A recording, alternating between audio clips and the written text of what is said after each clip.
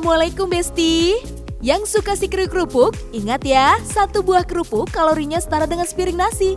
Subhanallah. Di depan gadget seharian, ayo cek kesehatan mata. Apa solusi ala Rasulullah Sallallahu Alaihi Wasallam? Kuy, kita mulai Besti. Ini dia sehat ala Nabi.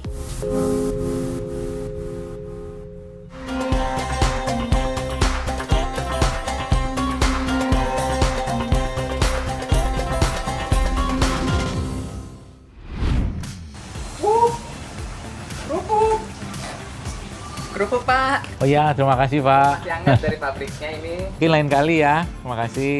Mari Pak. Mari.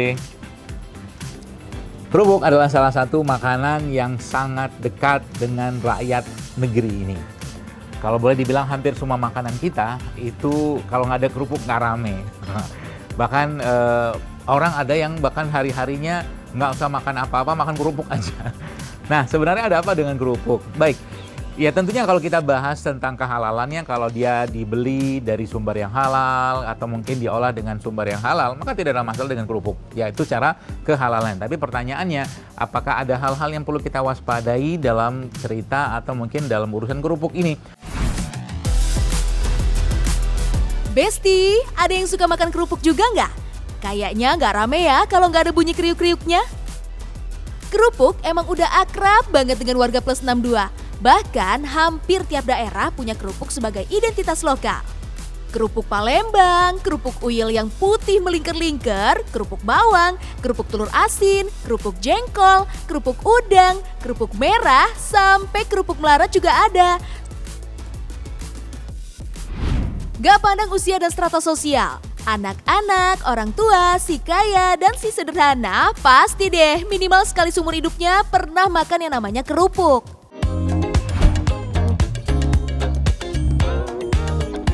Kehadiran kerupuk diperkirakan sudah ada di Pulau Jawa sejak abad ke-9. Dalam prasasti Batu Pura tertulis kerupuk rambak yang mengacu pada kerupuk yang terbuat dari kulit sapi dan kulit kerbau.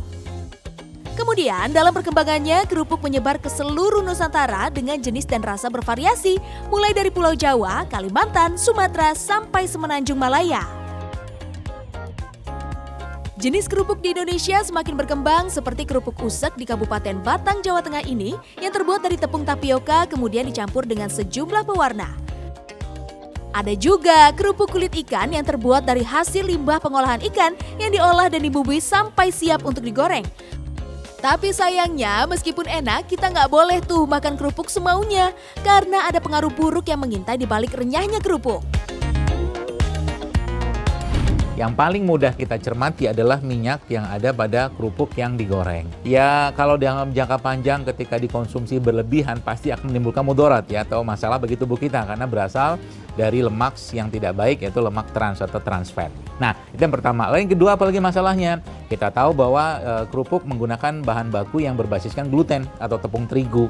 Nah ini bagi sebagian besar orang itu bukan makanan yang lazim harusnya kita konsumsi. Kerupuk adalah makanan ringan yang umumnya terbuat dari adonan tapioka, kemudian dicampur dengan bahan perasa seperti ikan dan udang. Adonan kerupuk lalu dikukus sampai matang. Setelah itu dipotong tipis, lalu dijemur sampai kering dan digoreng dalam minyak yang banyak. Kebayangkan, apalagi kalau minyak yang dipakai sudah digunakan berulang-ulang sampai warnanya aja jadi hitam tuh. Ih, astagfirullah. Jadi Besti, sebaiknya kamu mengurangi konsumsi kerupuk ya. Apalagi kerupuk juga terbuat dari tepung yang mengandung karbohidrat. Kalau terlalu banyak mengkonsumsi kerupuk, maka karbohidrat yang terkandung di dalamnya akan berubah menjadi lemak. Hal itu tentu akan menjadi masalah, terutama bagi kamu yang suka mengkonsumsi kerupuk namun malas berolahraga. You know aja nih Besti, sekeping kerupuk putih mengandung 100-150 kalori yang artinya setara dengan sepiring nasi.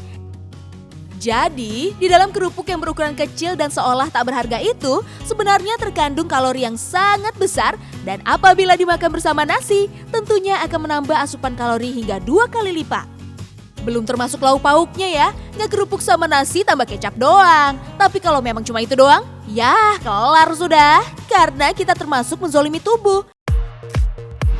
Sebagaimana firman Allah Subhanahu wa taala dalam surah Yunus ayat 44 yang artinya, sesungguhnya Allah tidak menzalimi manusia sedikit pun, namun manusialah yang menzalimi dirinya sendiri.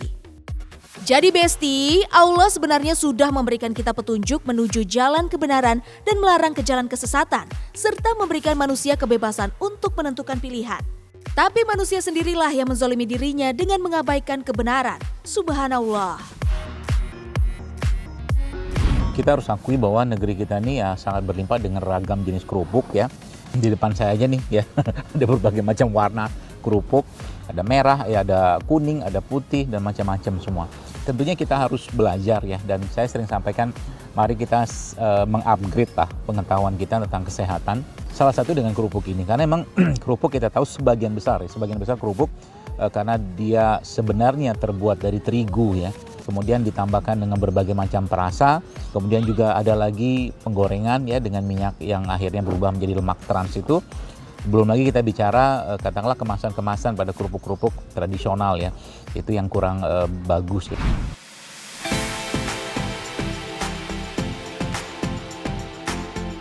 Konsumsi kerupuk terus-menerus akan berdampak ke kesehatan tubuh.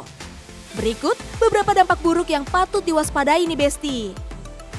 Pertama, hipertensi.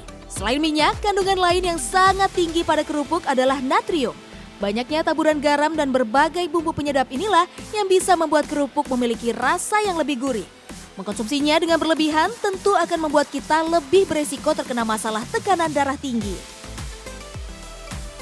Kerupuk berwarna memiliki kandungan zat pewarna berbahaya yang bersifat karsinogen yang dapat memicu berkembangnya sel kanker di dalam tubuh. Subhanallah. Belum termasuk kerja pencernaan yang menjadi lebih berat. Duh, kerupuk doang loh ini.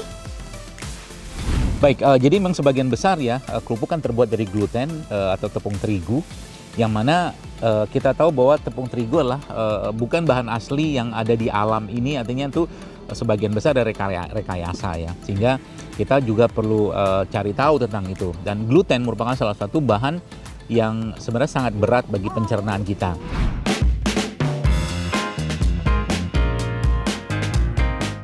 Buat kalian yang sudah terlanjur cinta dengan kriuknya kerupuk, tips yang satu ini bisa dicoba di rumah. Memanfaatkan sayuran dengan sejumlah tambahan, mulai dari bayam, tepung talbina, dan minyak jagung. Terdiri dari sayuran bayam, tepung talbina, dan minyak kelapa.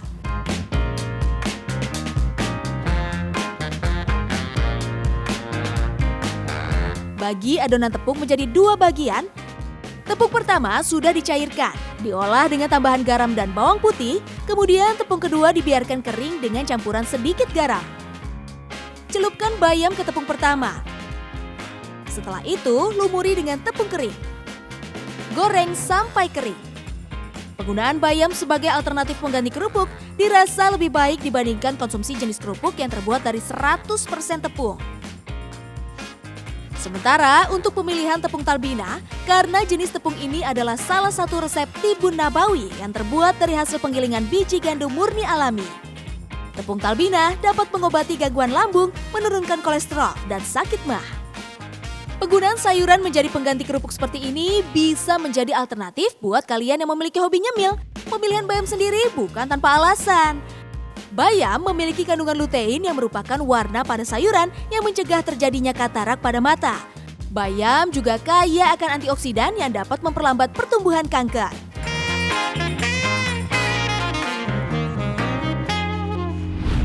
Idealnya adalah kita mendapatkan sumber atau mungkin kerupuk ini yang berbahan non gluten.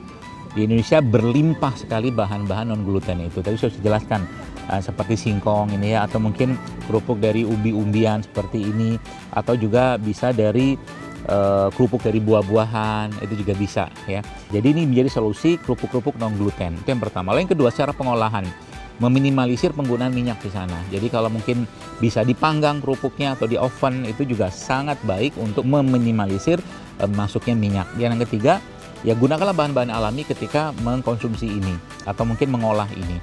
Atau mungkin kerupuknya misalkan ya dia dipanggang misalkan di oven dalam kondisi plain, nggak ada rasa, Boleh tambahkan perasa-perasa yang asli atau alami yang mungkin dicampur-campur seperti itu, sehingga misalkan kayak seperti ini gitu ya, sehingga rasanya tetap ada dan ini bisa jadi pilihan. Dan jangan khawatir, ini tetap ada bunyinya.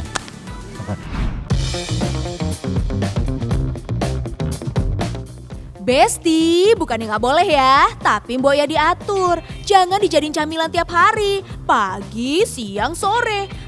Lebih baik imbangi dengan makanan lain yang lebih bergizi. Insya Allah, tubuh kita tetap sehat yang menjadi salah satu bentuk syukur pada Allah Subhanahu wa Ta'ala.